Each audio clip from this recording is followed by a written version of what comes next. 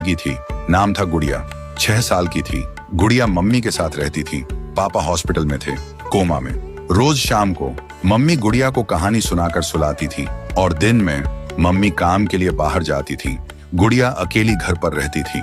एक दिन गुड़िया खेल रही थी, तभी अलमारी के अंदर से एक अजीब सी आवाज आ रही थी। गुड़िया, गुड़िया। गुड़िया दबे पांव अलमारी के पास जाती है और अलमारी खोलती है, लेकिन अलमारी में कुछ नहीं होता। अगले दिन गुड़िया रूम में झाड़ू लगा रही थी, तभी फिर से वही आवाज आई। गुड़िया, गुड़िया। गुड़िया अलमारी के पास जाती है और अलमारी खोलती है, लेकिन इस बार अलमारी में एक आंख दिखाई दी। गुड़िया डर गई और तुरंत भाग के मम्मी के पास जाती है।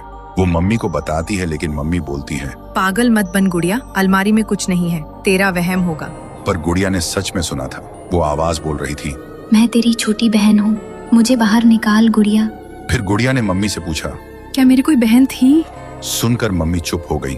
आंखों में आंसू आ गए और बोली, कुछ बातें भूल जाना ही अच्छा होता है बेटा। फिर रात होती है, सब सो रहे होते हैं। तभी गुड़िया को प्यास लगती है। वो उठकर धीरे धीरे पानी पीने नीचे जाती है, लेकिन तभी उसकी नजर अलमारी पर पड़ती है। वह देखती है अलमारी अपने आप खुल रही थी और उसमें से एक छोटी सी लड़की निकलती है। वो बोलती है, गुड़िया, मैं तुझे लेने आई हूँ, अब से हम दोनों साथ खेलेंगे, चल मेरे साथ। सुबह मम्मी जब उठी, गुड़िया गायब थी। वो जोर से चिल्लाई, गुड़िया, गुड़िया। फिर भाग के नीचे आई, लेकिन गुड़िया कहीं नहीं थी। पूरा गांव ढूंढता है, गुड़िया, गुड़िया।